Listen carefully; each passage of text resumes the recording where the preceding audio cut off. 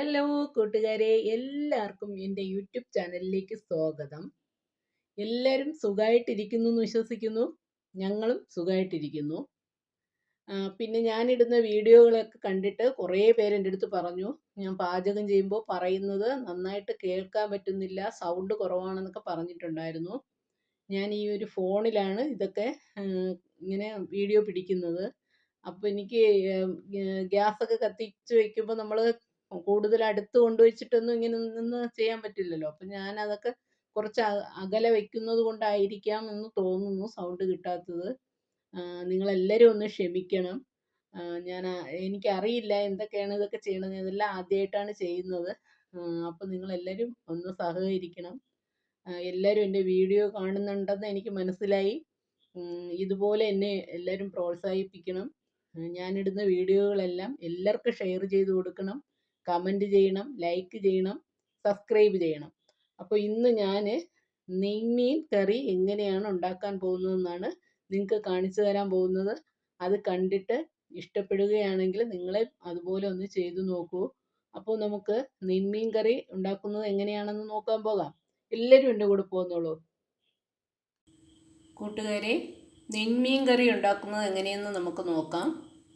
അതിലേക്ക് വേണ്ടുന്ന നെയ്മീൻ പുളി പിഴിഞ്ഞെടുത്തത്, വെളുത്തുള്ളിയും ഇഞ്ചിയും ചതച്ചെടുത്തത്, ചെറിയ ഉള്ളി ചതച്ചെടുത്തത്, പച്ചമുളക്, ടൊമാറ്റോ, തേങ്ങാപ്പാൽ, വറ്റൽമുളക്, കറിവേപ്പില, മഞ്ഞൾപ്പൊടി, മല്ലിപ്പൊടി, മുളക് പൊടി, ഉലുവപ്പൊടി, കുരുമുളക് പൊടി, വെളിച്ചെണ്ണ, ഉപ്പ്.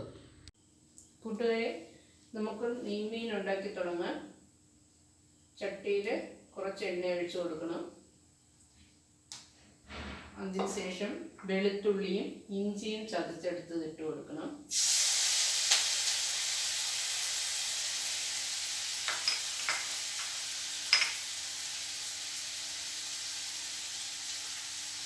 അതിലേക്ക് പച്ചമുളക്, കറിവേപ്പില,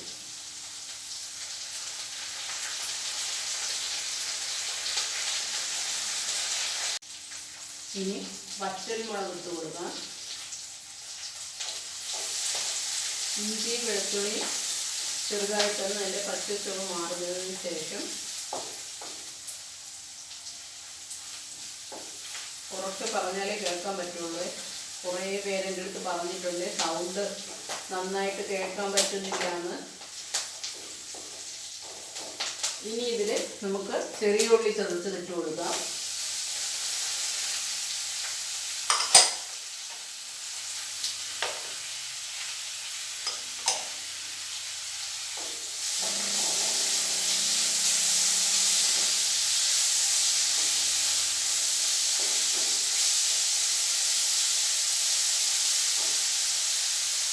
അതിൽ ഒരു സ്പൂൺ ഉപ്പും കൂടെ ഒഴിച്ച് കൊടുക്കണം.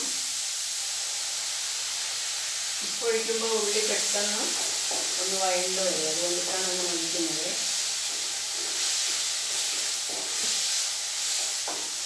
ഈ ഉള്ളി, വെളുത്തുള്ളി, പച്ചമുളകും എണ്ണയിൽ കിടന്ന് നന്നായിട്ടൊന്ന് അതിൻ്റെ ഒരു പച്ചച്ചുവ മാറിയതിന് ശേഷം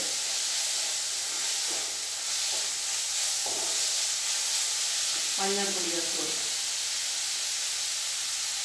1/4 ടീസ്പൂൺ മഞ്ഞൾപ്പൊടി ഇടുന്നേ.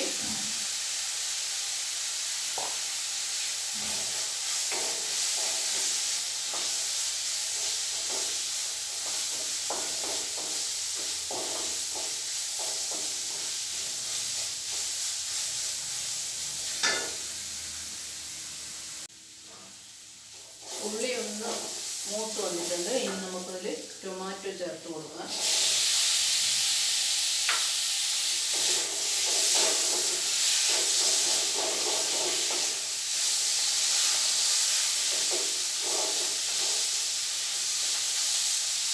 ഇതിൽ ഒരു സ്പൂൺ ഉപ്പും കൂടെ ഒഴിച്ച് കൊടുക്കണേ.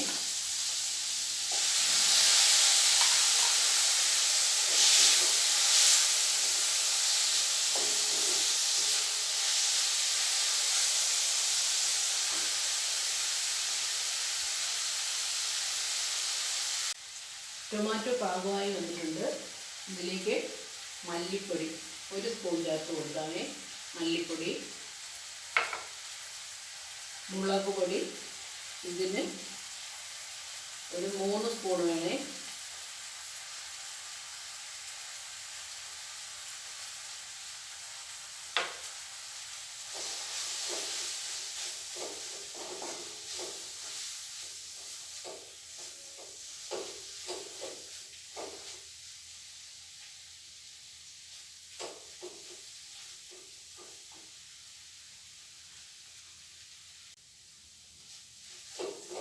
ഇനി ഇതിൽ കുരുമുളക് ഇതിന് 1 സ്പൂൺ ഇടണേ. ഈ സ്പൂണിന് 1 സ്പൂൺ, ഞാൻ ഇങ്ങനത്തെ സ്പൂണാണ് ഉപയോഗിക്കുന്നത്.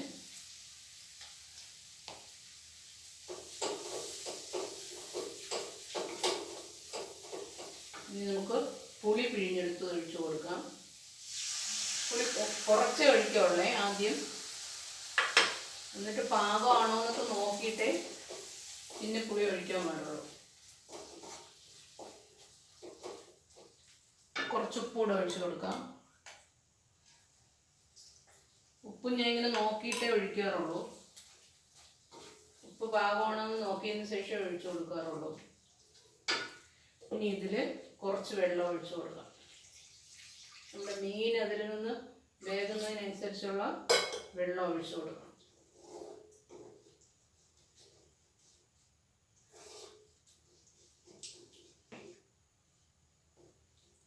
ഇനി കുറച്ച് ഉലുവപ്പൊടി ചേർത്ത് കൊടുക്കാം. ഒരു 1/2 ടീസ്പൂൺ മതിയേ.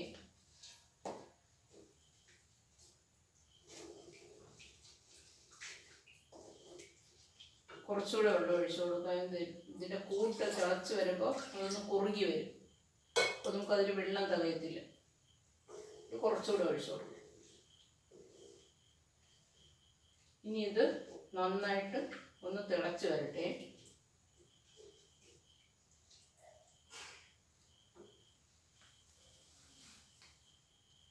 കൂട്ട് നന്നായിട്ട് തിളച്ച് വന്നിട്ടുണ്ട്.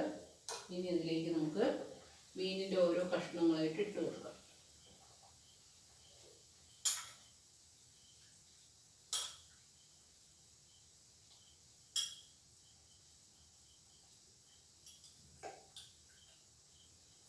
ഈ മീനിൽ വെള്ളമുണ്ടേ, അപ്പോൾ അതും കൂടെ തിളയ്ക്കുമ്പം കൂട്ടിലോട്ട് ഇറങ്ങും.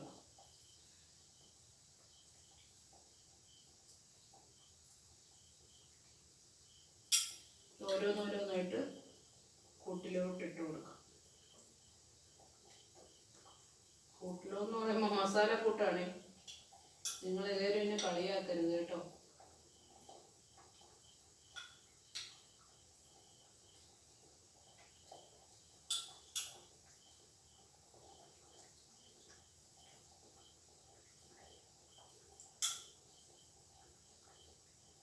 ഇതിൻ്റെ ഇടയിൽ ഇങ്ങനെ ഇതിൻ്റെ വെള്ളം ഇങ്ങനെ കിടക്കുന്നുണ്ട്. അതുകൊണ്ടിട്ടാണ് ഓരോന്നോരോന്നായിട്ട് ഇടുന്നത്.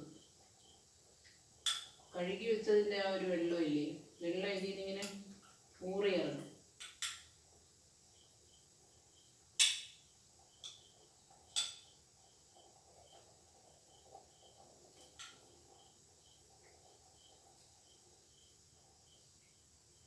എപ്പോഴും പറയുന്ന പോലെ പറയുകയാണ്, എനിക്കറിയാവുന്നത് പോലെയുള്ള പാചകമാണ് ഞാൻ ചെയ്യുന്നത്. ഇതെല്ലാം കണ്ടിട്ട് തെറ്റുകുറ്റങ്ങളൊക്കെ ഉണ്ടെങ്കിൽ എനിക്ക് പറഞ്ഞു തരണം. അപ്പോൾ നമ്മൾ മീനിൻ്റെ എല്ലാ കഷ്ണങ്ങളും മീനിൻ്റെ മസാലക്കൂട്ടിലോട്ട് ഇട്ട് കൊടുത്തിട്ടുണ്ട്. ഇനി ഇതിങ്ങനെ തിളക്കട്ടെ. കുറച്ച് കറിവേപ്പിലയും കൂടെ ഉണ്ട്, അതും കൂടെ ഞാൻ അതിലിട്ട് കൊടുക്കുകയാണേ.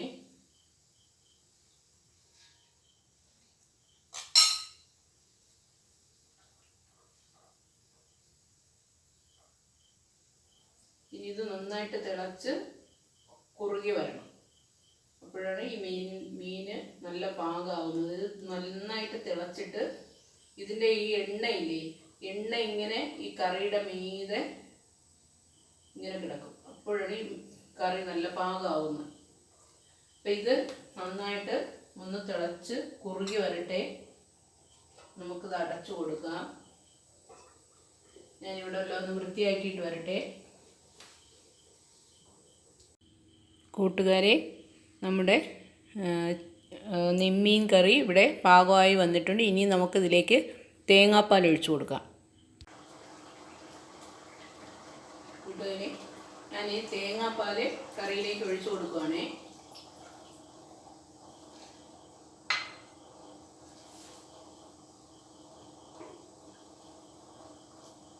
ഈ തേങ്ങാപ്പാലും കൂടെ ഒഴിച്ചതിന് ശേഷം കറി ഒന്ന് തിളച്ച് വരണം.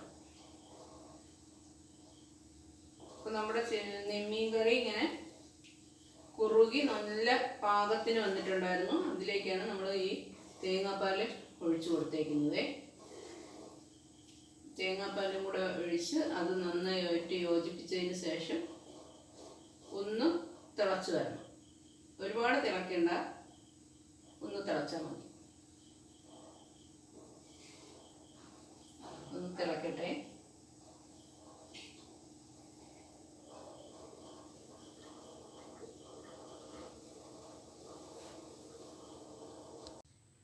കണ്ടല്ലോ, ഇതാണ് ഞാൻ ഉണ്ടാക്കിയ നെയ്മീൻ കറി.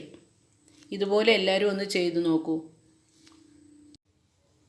ഹലോ കൂട്ടുകാരെ, എൻ്റെ വീഡിയോകളെല്ലാം കണ്ടിട്ട് അതെല്ലാവർക്കും ഷെയർ ചെയ്യുകയും സബ്സ്ക്രൈബ് ചെയ്യുകയും ലൈക്ക് ചെയ്യുകയും കമൻറ്റ് ചെയ്യുകയും ചെയ്ത എൻ്റെ പ്രിയ കൂട്ടുകാർക്ക് വേണ്ടിയിട്ട് ഞാൻ ഈ കറി തരികയാണ്. എല്ലാവരും എടുത്ത് കഴിച്ചോളൂ. എന്നിട്ട് അഭിപ്രായം പറയണേ. ടാറ്റാ.